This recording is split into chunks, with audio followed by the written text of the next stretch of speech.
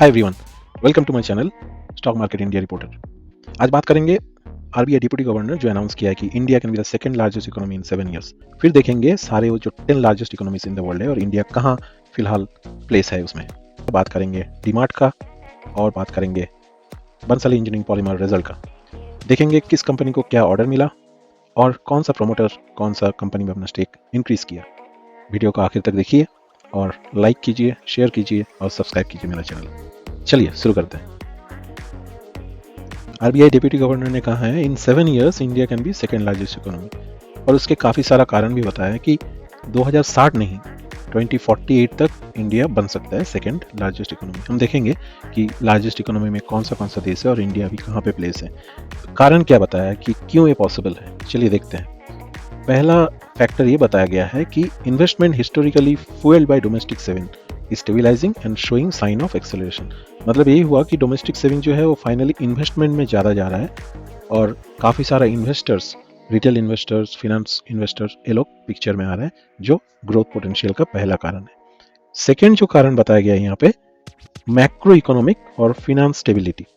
बहुत इंपॉर्टेंट है ये फ्रेंड्स, मैक्रो इकोनॉमी और फिनेंस स्टेबिलिटी कैसे अचीव हुआ? Achieve through the effective monetary policy और inflation control underpins growth prospect.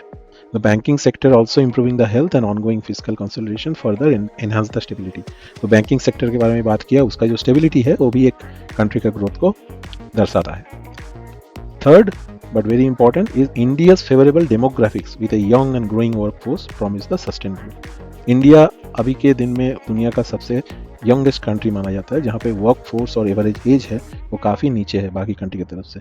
तो फ्रेंड्स ये 3 रीज़न बताया है मिस्टर पात्रा ने, जिसके ऊपर बेस करके इंडिया सेकेंड लार्जेस्ट इकोनॉमी हो सकता है बाय 2048। चलिए देखते हैं वो टॉप 10 लार्जेस्ट इकोनॉमी क्या है फिलहाल। ये है फोर्ब्स इंडिया का वेबसाइट और हम देखेंगे वो 10 country. Number 1 United state of America, जिसका जीडीपी पर कैपिटा है 85.37 यूएस डॉलर। चाइना फिलहाल सेकेंड पे, जीडीपी 13.14 है पर कैपिटा।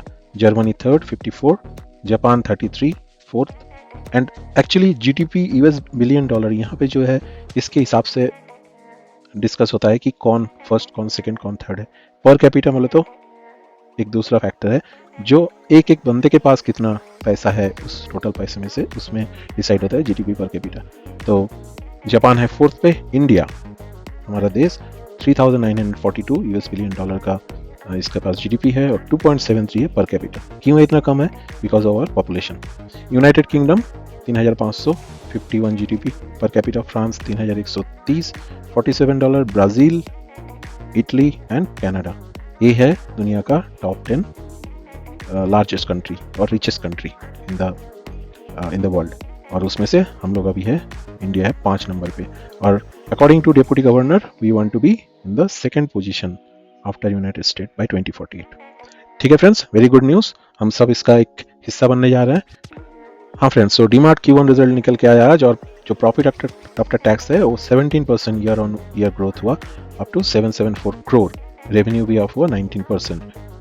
सिनॉप्सिस जो दिया गया है उसके हिसाब से contribution from general merchandise and apparel continue to improve during the quarter and this is reflected in the gross margin. Operating cost has gone up due to the continuing effort on improving service level and building capability for the future. तो margin में थोड़ा फर्क पड़ा है इसके कारण, but company का जो प्रॉफिट आफ्टर टैक्स है और जो रेवेन्यू है दोनों अप है। ठीक है, और ये कंपनी कोई डिविडेंड नहीं शेयर करता फ्रॉम द बिगिनिंग, इसलिए इस बार भी कोई डिविडेंड का डिक्लेयर नहीं हुआ है।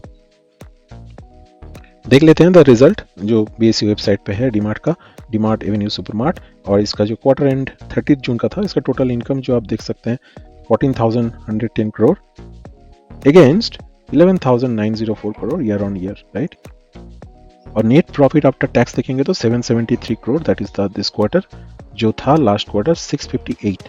तो यहाँ पे ही वो जो इंक्रीमेंट हुआ है प्रॉफिट का, ये यहाँ पे दिखा रहा है स्टेटमेंट पे। चलिए देखते हैं डीमार्ट का चार्ट ट्रेडिंग व्यू पे। ये है मंथली चार्ट, और यहाँ पे जो एक बैरियर था वो ब्रेक करने वाला है डीमार्ट प्रोबेबली 5197 का। वही मैं मेरा पहला टारगेट सेट किया हूँ एज पर माई एनालिसिस 5197। अगर वो बैरियर पार हो गया इस रिजल्ट के चलते तो 5916 तक जा सकते हैं स्टॉक।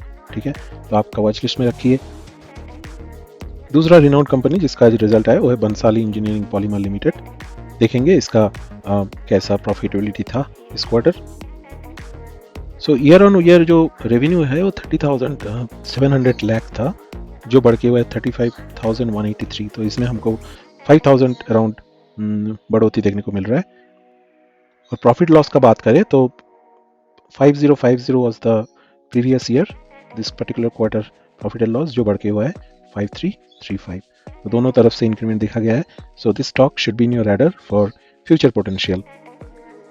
और साथ ही साथ बीईपीएल ने अनाउंस किया है 1 rupees of dividend per share, और जिसके लिए जो रिकॉर्ड डेट डिटरमिन किया है that is 25th of July. So if you are holding this stock till that time you are getting 1 rupee per share as dividend. So friends, देखते हैं 15 तारीख Monday को बहुत सारा रिजल्ट आने वाला है, उसमें से कौन सा स्टॉक आपका रैडर में होना चाहिए और कौन सा रिनाउंड कंपनी जो मार्केट को मूव करने में मदद कर सकता है। पहला है Angel One broking company, second Den network, फिर गणेश हाउसिंग, हाटसुन जो हाटसुन एग्रो है जो डेयरी प्रोडक्ट बनाता है। बड़ा कंपनी का नाम आ गया HDFC AMC और HDFC लाइफ। बहुत बड़ा कंपनी का नाम आ गया जियोफिन, ठीक है, 15 तारीख को अपना रिजल्ट निकल के आ रहा है। Maha bank, that Maharashtra bank, that is another good company to watch. तो यही सब कंपनी जो मेन है हमारा रैडर में होना चाहिए मंडे के लिए, और हमारा वीडियो में हम डिस्कस करेंगे जब रिजल्ट निकल के आएगा। तो अगर वीडियो अच्छा लग रहा है तो लाइक करिए, शेयर करिए, सब्सक्राइब करिए।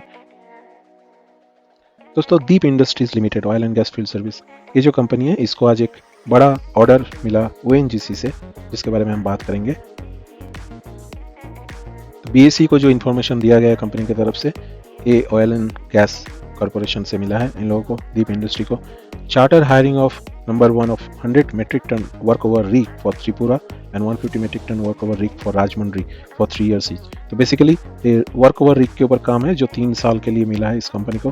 डोमेस्टिक एंट्री है और इसका जो प्राइस है वो यहाँ पे कंपनी ने बताया है 82 crores, right, approximately that is the valuation of the order. तो ये कंपनी आपका रैडर में होना चाहिए, आने वाले दिन के लिए अच्छा परफॉर्म कर सकता है। और एक न्यूज़ है दोस्तों, Suven pharmaceutical to gain controlling stake in Sapala organic, जो आज हो चुका है। तो Suven intend to purchase the remaining share, ultimately owning 100% of Sapala organic share capital. तो सुवेन फार्मा आपका रैडर में होना चाहिए for future potential. So friend, this is the Suven pharmaceutical chart for you. जैसे आप देख सकते हैं काफ़ी एक ग्रोथ पाथ में है, और यहाँ पे एक बैरियर अभी क्रॉस किया स्टॉक ने, तो मेरे हिसाब से इमीडिएट टारगेट इसका होना चाहिए 886। करंटली स्टॉक जो है 848 पे है, तो अराउंड 40 रुपीज़ तो इसका पोटेंशियल मुझे दिख रहा है। आप एनालिसिस करके इसको अपने पोर्टफोलियो में ऐड कर सकते हैं।